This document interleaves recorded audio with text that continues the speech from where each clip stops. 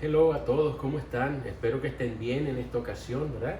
Qué bueno verles nuevamente, poder comunicarme con ustedes a través de los medios sociales, la lección de escuela sabática y que podamos aprender de tanto, ¿verdad?, que hay en la palabra del Señor.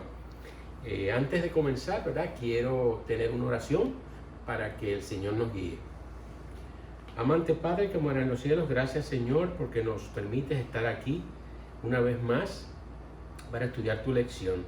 Señor, guíanos en este momento y Señor, que podamos poner en práctica lo que vamos a aprender hoy. Por Jesús te lo pedimos. Amén. Buenos muchachos, esta semana espero que la hayan pasado bien, ¿verdad? Ya es una semana que ustedes empezaron otras actividades, algunos han salido ya de los colegios y están pues haciendo cosas que no son trabajos escolares. Espero que puedan aprovechar ese tiempo también.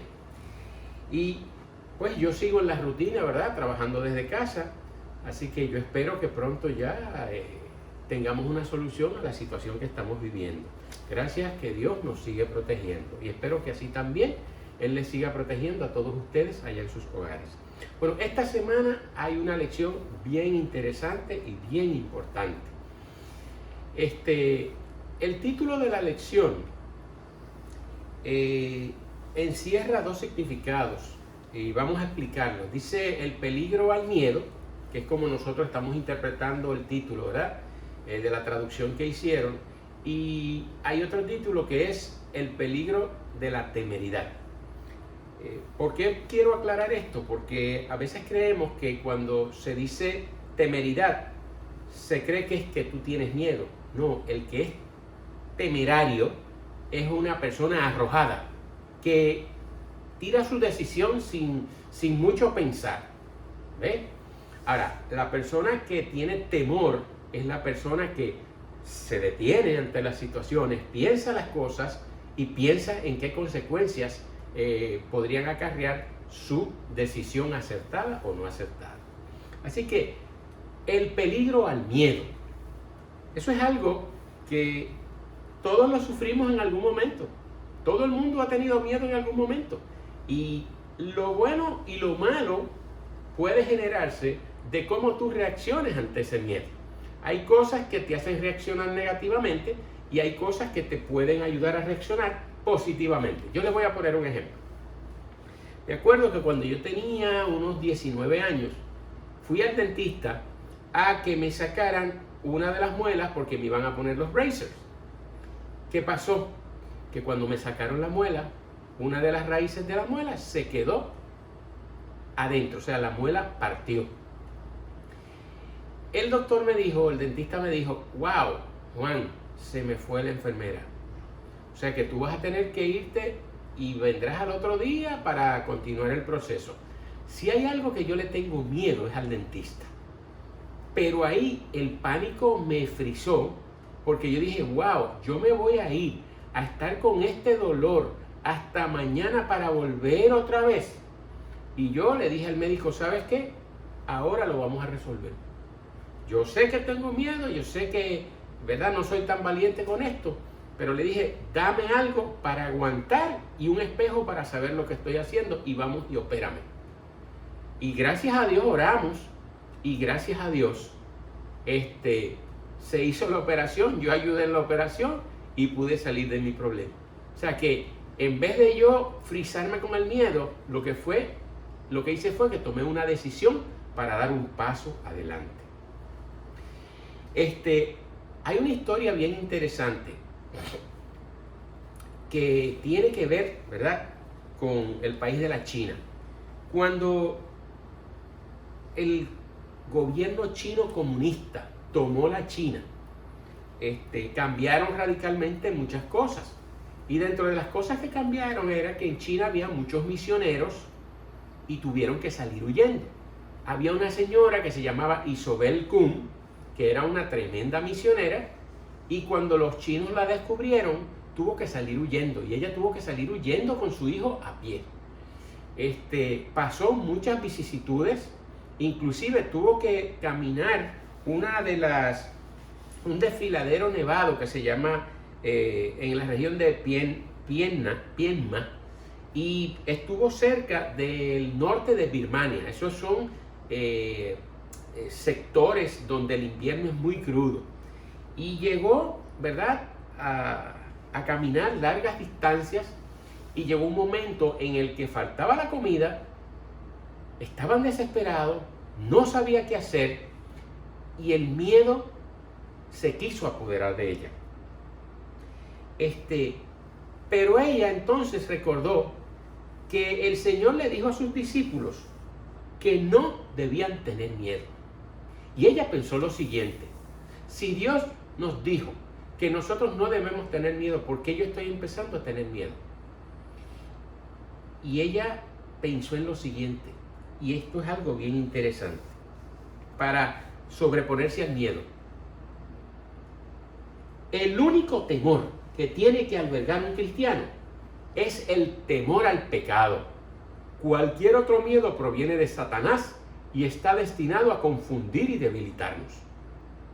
Esta frase, ¿verdad?, le dio ánimo a ella, y ella se sobrepuso y empezó a tomar decisiones de cómo salir de la situación que tenía. Y el Señor la guió hasta que salió. Ejemplo de esto es que cuando estemos en situaciones difíciles, le oremos al Señor y nos dejemos guiar, y Él nos ayudará a salir adelante. Pues bien, entrando en materia, en la historia de hoy del rey Acaz.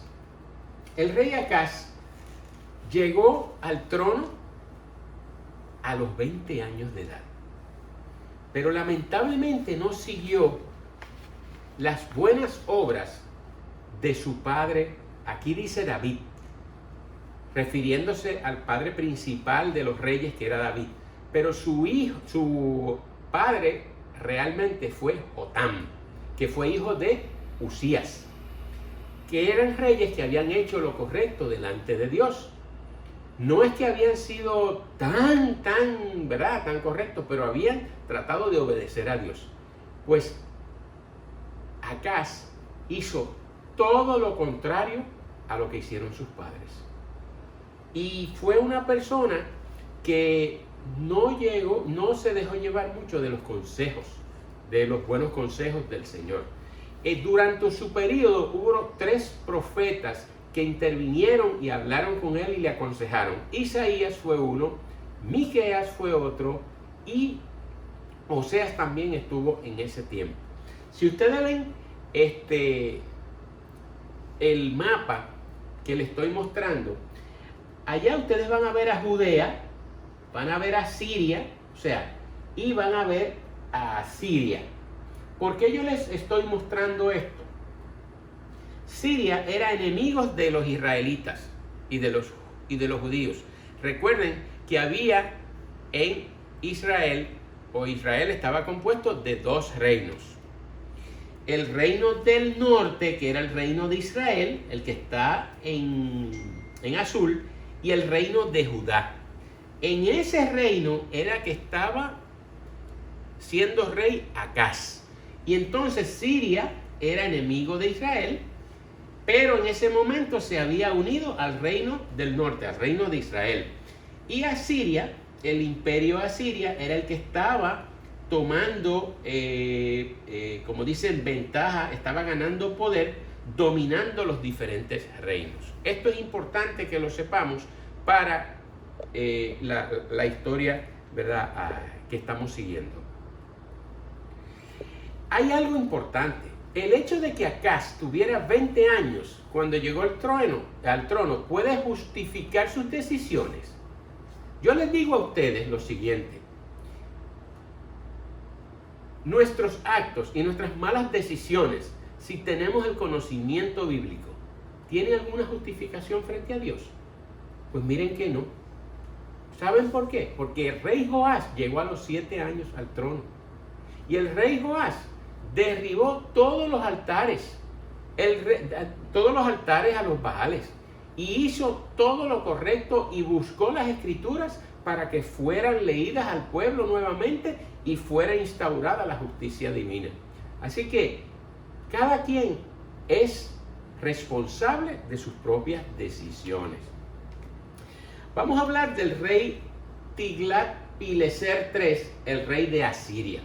Cuando mencionamos los asirios, también tenemos que ver que parte de los asirios eran los pueblos de Nínive, Babilonia, los caldeos, muchos otros pueblos. Y los asirios estaban conformando un reino. Este rey era bien inteligente porque él organizó una infraestructura militar en la cual cada reino tenía que disponer de una cantidad de soldados al servicio de Asiria como centro del reino, y de esta manera él podía tener un ejército batallando en todos los frentes todo el año. Así que los asirios, como saben también, eran pueblos que tenían muchos ídolos, ¿verdad? Yo les voy a decir algo. Cuando usted tiene una posición importante en la iglesia, usted tiene unas responsabilidades frente a Dios muy fuertes. Cuando Acaz fue rey, que tenía 20 años, le tocó la responsabilidad completa de poder manejar un reino completo. Asimismo, cuando a usted le da una posición alta en la iglesia, a quien mucho se le ha dado, mucho se le exige. El Señor nos va a pedir cuenta. Por ejemplo, no es lo mismo que yo tenga el conocimiento, o vamos a decir, la responsabilidad que tiene el guía mayor respecto al amigo en los conquistadores. ¿Verdad que sí? Que nos dividimos las responsabilidades. Pero al guía mayor y al consejero se le va a exigir más, porque por su testimonio, por sus decisiones, otros pueden seguir un mal ejemplo. Entonces se le exige más. A un pastor se le exige mucho más que a un miembro normal de una iglesia. ¿Por qué? Porque él es el que está dirigiendo el rebaño. Y la ley de Dios es nuestra guía en todo momento. Y nuestra responsabilidad es actuar de acuerdo a la ley de Dios. Acaz hizo lo que ningún otro rey había hecho en Judá. Y era traer toda la religión de los dioses de los asirios hacia Israel. Y decretar la religión de los asirios por encima de la ley de Judá. O sea que estableció la idolatría. Y no solamente estableció la idolatría, sino que hizo altares. Se cuenta que él fue a Samaria porque él tenía mucha influencia, en Damasco. Él tenía mucha influencia del reino de Israel del norte, ¿verdad? Entonces, como ellos eran muy idólatras, él trajo todo eso para acá. Y en Damasco, él vio un templo que era despampanante, era una cosa, el oro, las riquezas y todo, que era un dios. Pues él trajo esa idea y la hizo allá en Jerusalén. Y trajo varias cosas de esas y las replicó en Jerusalén en contra de la ley de Dios. Y eso no le agradó a Dios. Inclusive, no solamente de todos esos dioses, sino que él también, aparte de practicar esa idolatría, llegó hasta entregar a un hijo de él a Moloch, porque también él puso una estatua de Moloch para sacrificar a los hijos. Así que miren hasta dónde este rey tuvo no es la valentía, la osadía de poder traer, de sacrificar a un hijo. ¿Cómo podríamos comparar algo así? Imagínense, en nuestros tiempos, que estamos con esto del coronavirus, hubo en Santo Domingo, estamos hablando de esta semana, que salió en las noticias, un niño se enfermó del coronavirus y alguien le dijo, un curandero por allá, le dijo a su papá que tenía que darle sangre de tortuga, con eso el niño se curaba. Y el niño se murió. ¿Cómo tú como, ¿sabes? ¿Cómo tú vas a entregar a tu hijo a algo que no tiene una credibilidad, que no es algo divino, que no tiene una guía correcta? Pues esto mismo fue lo que él hizo prácticamente, entregar sus hijos a los dioses. O sea, tenemos que tener cuidado en no creer cosas extrañas y dejarnos seguir por las escrituras del Señor. Así que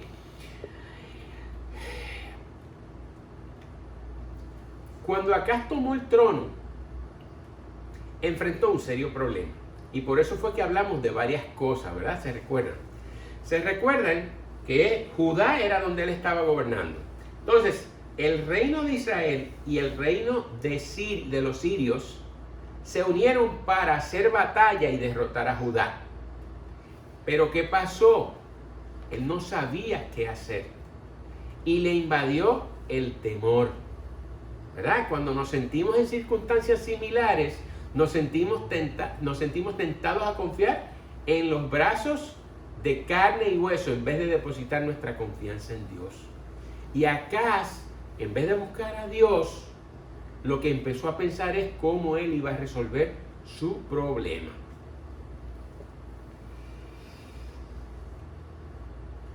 Eso fue lo que hizo Acaz, y el reino de Judá cayó en pecado flagrante.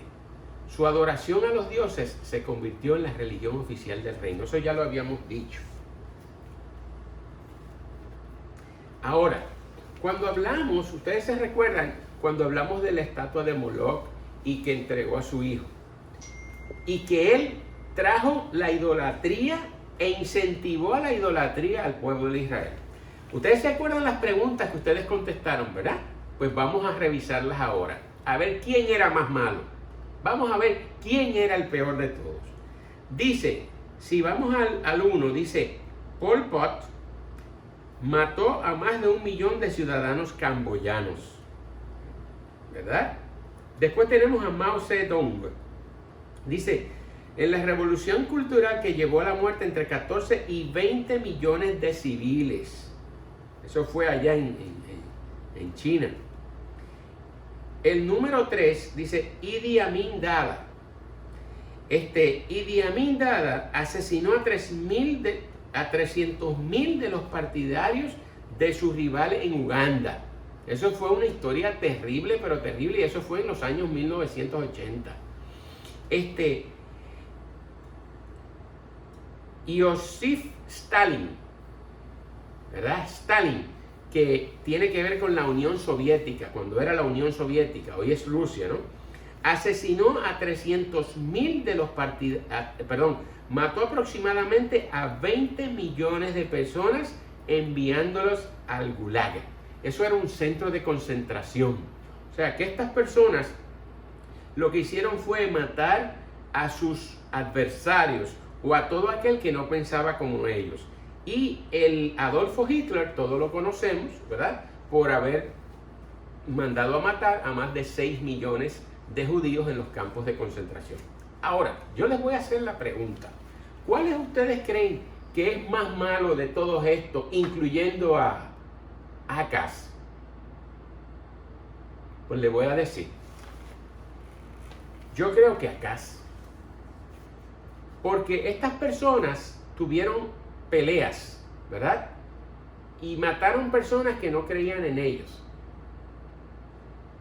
Pero no impulsaron a esas personas a la idolatría, a rechazar a Dios. Acaz, el gran pecado de Acaz fue que incentivó al pueblo a rechazar a Dios y a hacerse partícipe de la idolatría. Y eso ustedes se recuerdan la frase que leímos, que el único temor que tiene que tener el cristiano es al pecado, porque los otros miedos son infundados por Satanás. Así que tenemos que tener mucho cuidado, muchachos, en el testimonio que nosotros damos y lo que nosotros influimos para que los otros hagan. Ok. Esta historia nos trae varias lecciones, ¿verdad? Y la primera nos dice, cuando tenemos cargas pesadas debemos llevarlas a Dios y buscar su orientación. Acaz no buscó a Dios. Y saben, Dios sí buscó a Acaz. Dios le envió a Isaías, ¿se acuerdan los profetas? A Isaías lo envió directamente para decirle a Acaz, no temas que los sirios y el pueblo de Israel del norte perecerán, mas tú no perecerás. ¿Y sabes por qué? Porque había un remanente, un pueblo remanente, o sea, un pequeño número de personas que estaban fieles al Señor, de los que estaban Isaías, Miqueas y Oseas, que eran profetas del Señor. Y había un remanente, y por amor a ese remanente el Señor todavía estaba sosteniendo al reino de Judá. Si no hubiera sido por ese remanente, dice que la ciudad ya se iba a considerar como Sodoma y Gomorra. Imagínense la degradación que había en esa ciudad y en ese pueblo, donde ya no se sabía lo que era bueno ni lo que era malo. Las personas iban y hacían los ritos del templo, pero por tradición, no por un significado ni por nada. Así que realmente el Señor no estaba presente ya en ese pueblo, pero había un remanente que sí lo tenía. Así que lo otro que podemos ver, el poder y la influencia son dones de Dios que traen grandes responsabilidades, que hablamos ahorita. Mientras más alta es tu posición, más responsabilidad tú tienes, el Señor te va a exigir más. Así que Acaz, siendo rey, tenía toda la culpa de que el pueblo entero estuviera en idolatría. Nosotros le debemos al mundo que se nos ve un ejemplo santo. Vamos a repetir, nosotros le debemos al mundo que nos ve un ejemplo santo, pero a Dios y solo a Dios le debemos nuestra adoración. En otras palabras, si las personas ven a quien tú adoras, van a preguntar y se van a interesar por lo que tú haces. Por eso debemos tener cuidado como cristianos de lo que nosotros le estamos enseñando a los demás. Ahora la pregunta interesante aquí. ¿Tienes algún ídolo en tu vida?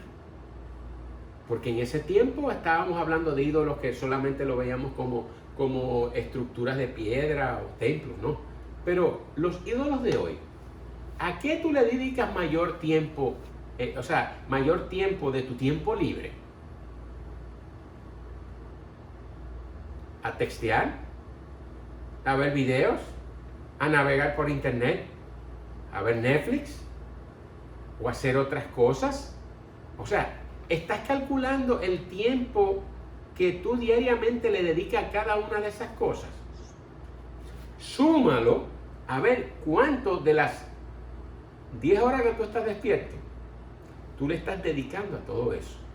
Y entonces, si te está tomando demasiado tiempo, tienes que ver cómo reduces esos tiempos y le empiezas a dedicar tiempo al Señor. Dice, divide ese tiempo en dos y lo que te dé, dedícalo a conocer más de Dios. El problema es que una vez se ve el tiempo, no regresa. Es la única variable que nosotros no podemos controlar. Y un día vas a querer hacerlo y ya no lo vas a poder hacer. Dios te da oportunidades. Dios te provee de la Biblia, te provee de las Escrituras, ¿verdad? Te provee de que tú puedas trabajar para Él.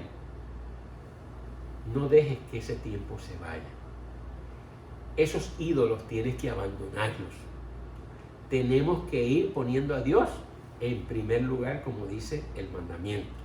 Pero lo más importante de esta lección es lo siguiente.